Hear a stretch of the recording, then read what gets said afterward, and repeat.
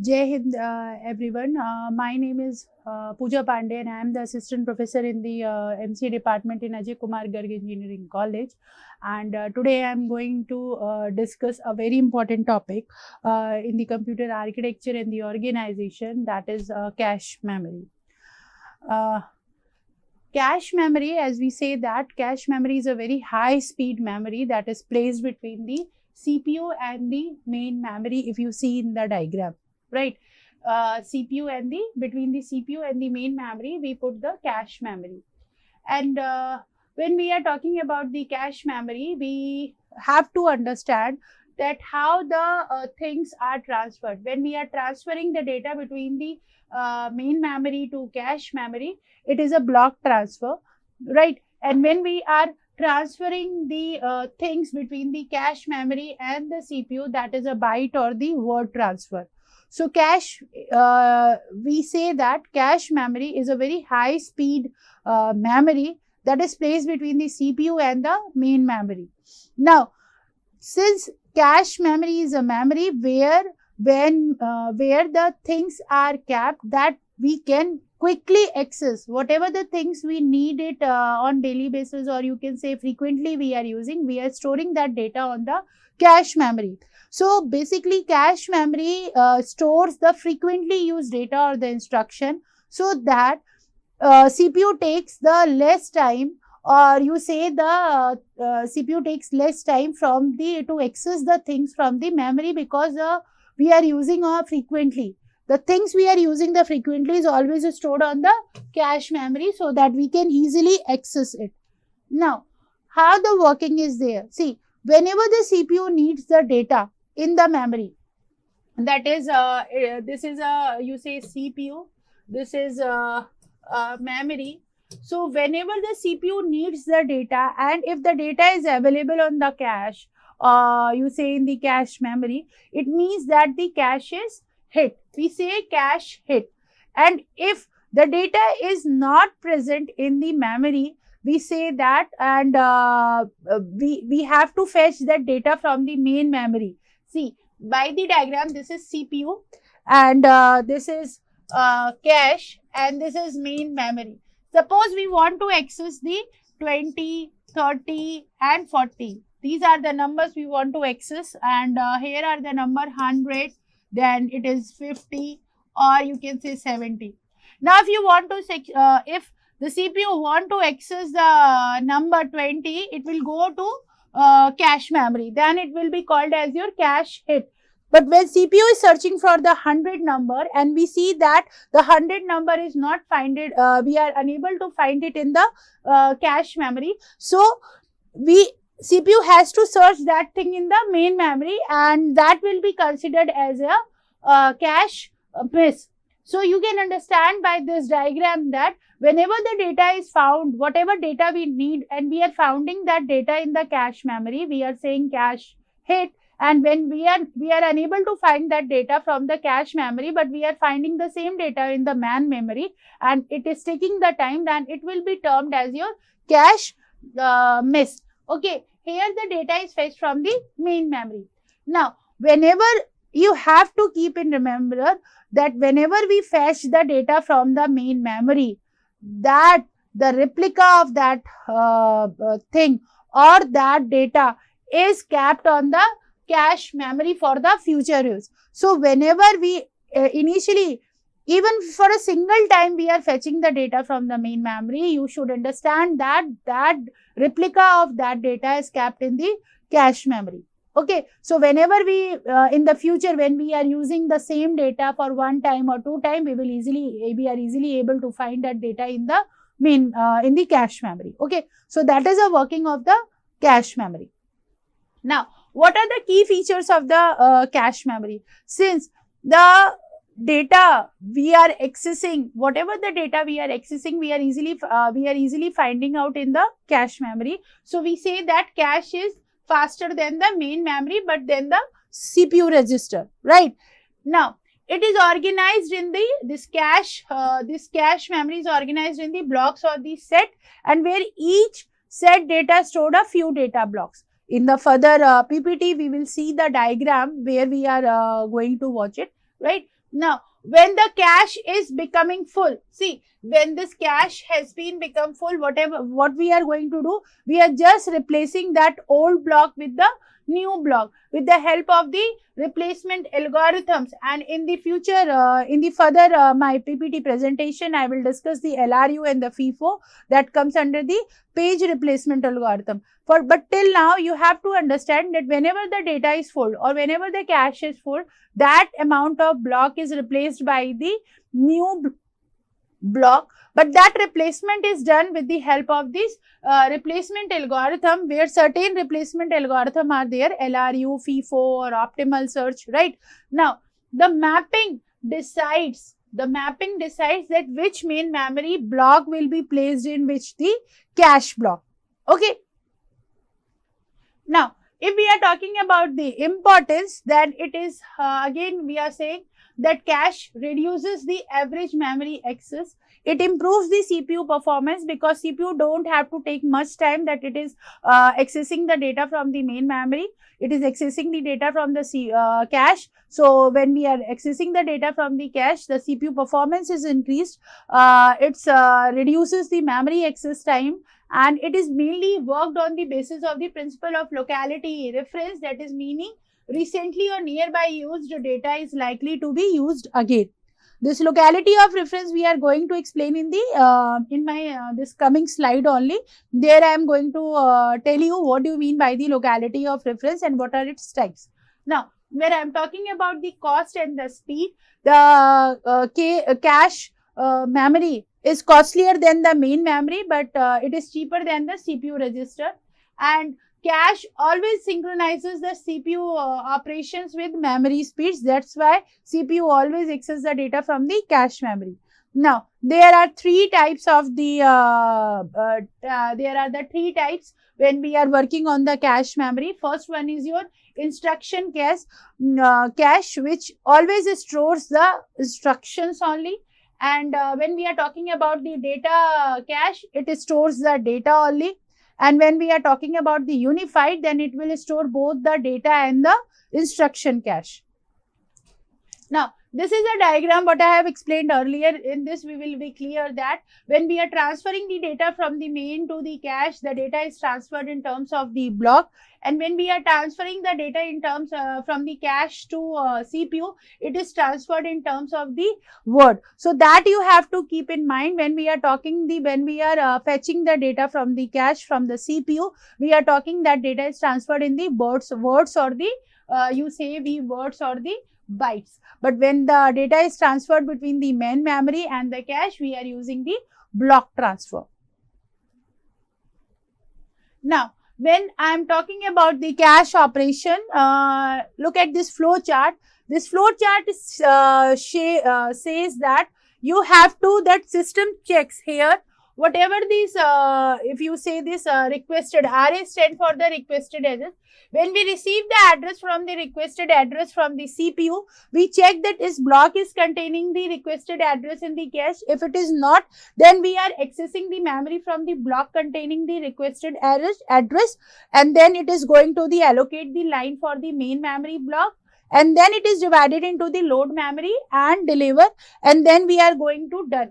But if it is yes, then it is fetching that word and delivering to the done.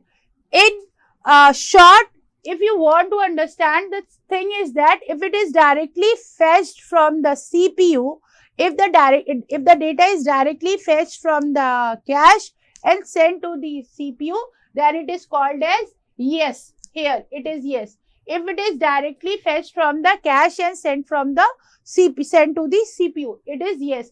But if it is not there in the cache and it takes the time, then what we are going to do? We are going to allocate a new block. Then in that, we are going to load that data here, and the requested data is then delivered to the CPU.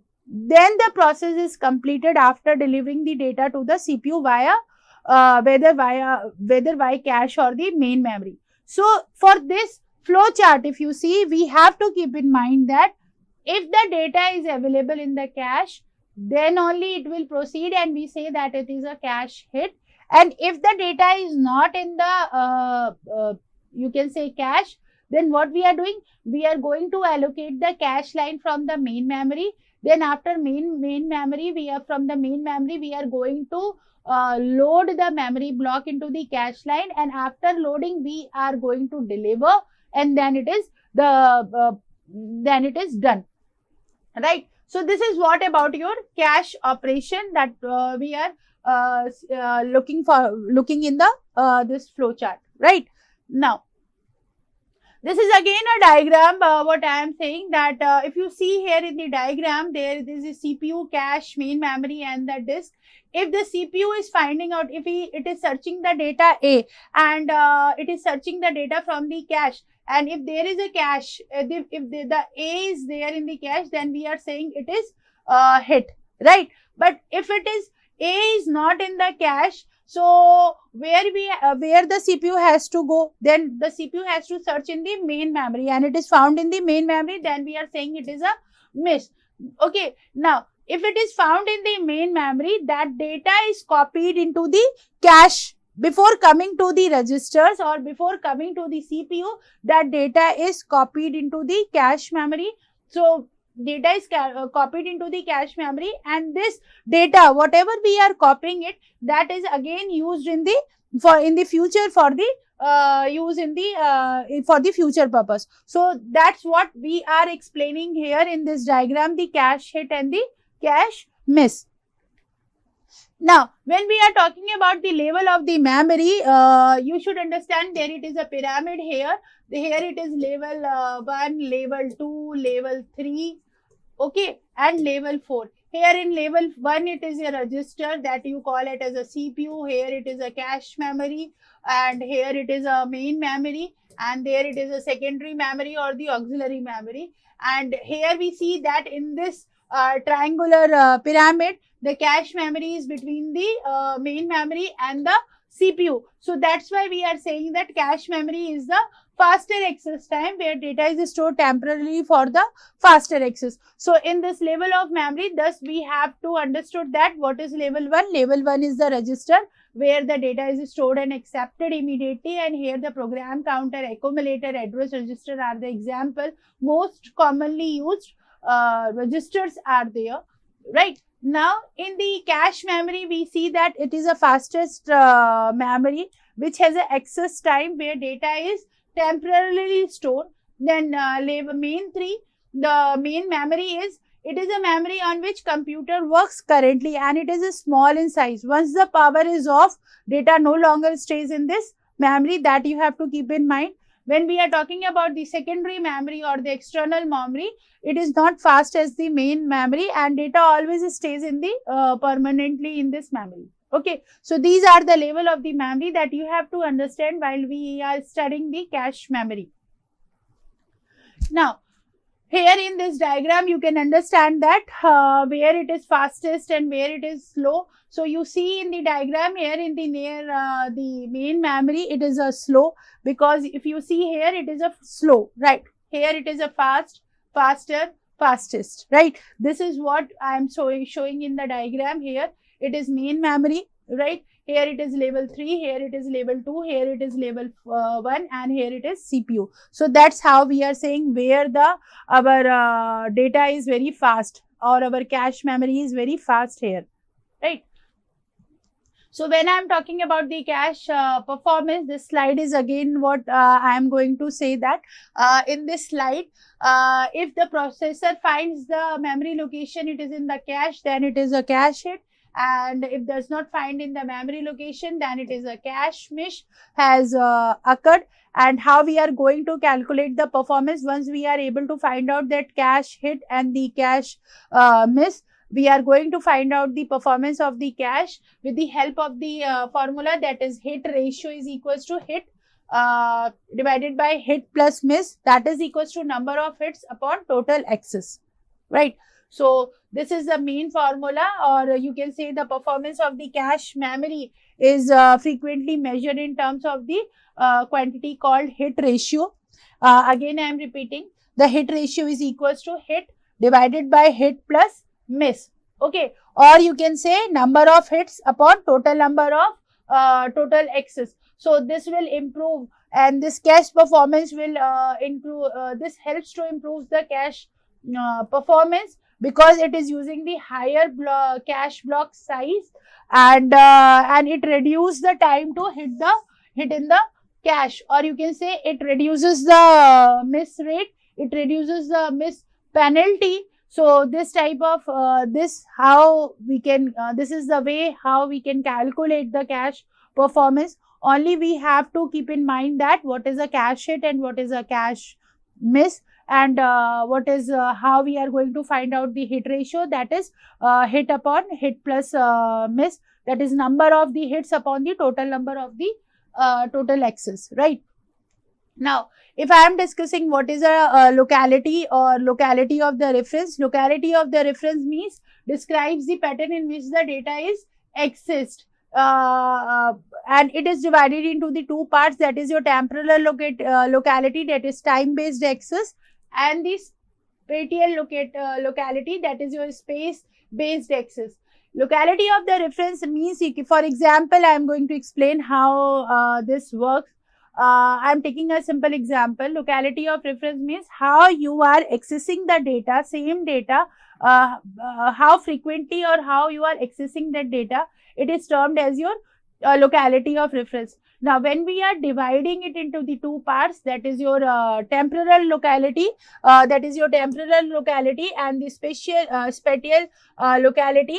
In the temporal locality, it means that when the piece of data is accessed, it is likely to be accessed again and again. For example, when you are watching an Instagram reel, the same reel you are watching, read again, and you are watching several times with the same reel. You are not forwarding it, you are watching it same. So that watching the reel, you are watching the reel same at number of time. In terms of the architecture, we called it as a time-based access or the temporal locality, right? While the spatial locality or the space-based access means that when memory location is accessed, its nearby location is also accessed. For example, when you are listening the music, right, from the you can say Spotify, or whenever you are watching the YouTube videos, the next video automatically it comes, right? So that is what it is, a spatial locality, because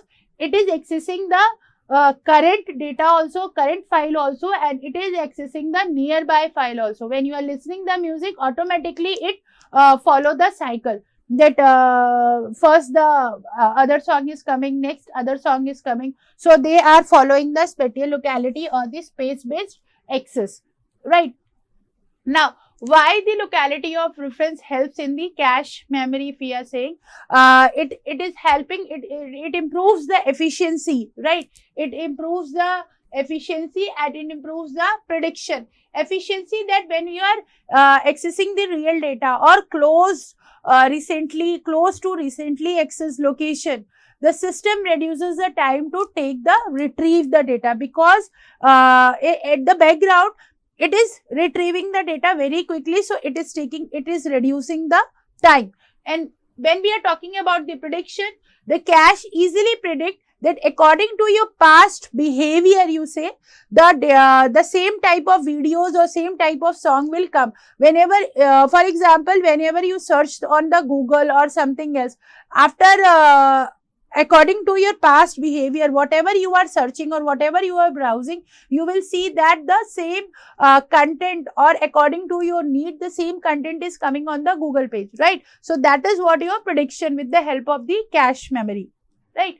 Now, when we are talking about the cache mapping, it means that how data is copied from main memory to the cache memory. So you see that here it is a processor, if you see, which consists of the registers. Now here it is a cache, okay, and here it is a main memory and the second memory. So how this data is transferred from virtual mapping then to the from the main memory to the cache, it is termed as your cache mapping. So we say that how the data is copied from the main memory to the cache memory, it is known as a cache mapping. Now, in the cache mapping, we have to we have to be very clear, the important part, that the memory is divided into the equal size of the partition, that is called as your blocks or the frames, and cache memory is divided into the same size, that is block, called as a line, right? This you have to keep in mind in the when you are studying the cache mapping. Now there are three types of the mapping. The first one is your direct mapping, second is your full associative mapping, and the third is your k-way set associative mapping. So when we are understanding the k direct mapping, in the direct mapping, certain blocks of the main memory would able to map to the cache only up to the certain life of the cache, and cache line number is equals to address of the main memory block modulo total number of the lines. For example, that let us consider that this particular cache is divided into the total n numbers of the lines, right? Now the block J, if from the block J of the main memory, it will be able to map the line number only if the of the cache J mod n. So when we are accessing the line 0, line 1 or line J mod n, so this we are going to take the modulus of that, and that whatever the answer is coming, we are just going to put it in. So we are going to put it into the cache memory. So for direct mapping, we have to understand that the total, we say that directly it is accessing from the main memory, right? We are just directly putting the values from taking the main memory, and we are putting wherever it by the block by block, or it is the sequence they are providing, right? Now the need of the replacement algorithm, if we say in the case of the replacement algorithm, there is no need of the replacement algorithm. We don't need LRU, FIFO or optimal path because the block of the main memory would be able to map the to a certain line of the cache only, right? So how the direct mapping the physical address is been divided, it is divided into the three parts. The first one is your tag, second is your line number, and third is your block or the line offset. So this is the division of the physical address in the direct mapping. So this is a numerical that we are not going to discuss due to the certain time, right? Now when I am going to say that is full associative mapping. Full associative mapping means, in short, I am explaining that full associative mapping means that whenever the data is fetched from the main memory and it is pushed into the cache memory, it is freely available at that moment, and we will put it any block in the cache memory wherever we need. We don't have to take the modulus or whatever thing. If the line 0, if this portion is free, the block 0 is put it here. If we are accessing the block J and the block this space is free in the cache memory, it will directly come to this part. So this is a fully associative memory. Okay. So because of this, all the cache lines has been occupied, and whenever it is full, this cache line is full or cache is full, we replaced it with the new block, then according to the replacement algorithm, right? So the fully for the division of the physical address, fully associative mapping, the physical address is block number by slash tag or block or line offset. So this is the division of the physical address in the full associative mapping. And in the full associative mapping, replacement algorithm is required, because when we whenever block is full, we need to replace that old block with the new one, and the new block is replaced with the help of the replacement algorithm only. Now the third one is your 3-case set associative mapping, and it is a combination of the previous both mapping. In this, what we are doing in this, cache lines are grouped into the set where each set of contains k number of lines, that you have to keep in mind. And for the particular block of the main memory, for this particular block of the this main memory, it can map only one particular set of the cache. Okay, for one particular main memory, for one particular cache, that you have to keep in mind. Then within that set, the memory block can map any cache line that is freely available. Now, from where this property is coming? This is from the this property. If you say that fully associative mapping, it is taking the things, good qualities of the, you say the good qualities of the fully associative mapping. In that only the memory block can map only in any cache line which is easily freely available, right? Now, the set of the cache, you say the set of the cache to which a particular block of the main memory can be mapped is always given by the main memory block address modulo number of the sets in the cache memory. So this is what the k-based set associative mapping. In that you have to remember that it takes the both the properties of the direct addressing and the you say that this one fully associative mapping. Okay. Now this is what here I have explained here.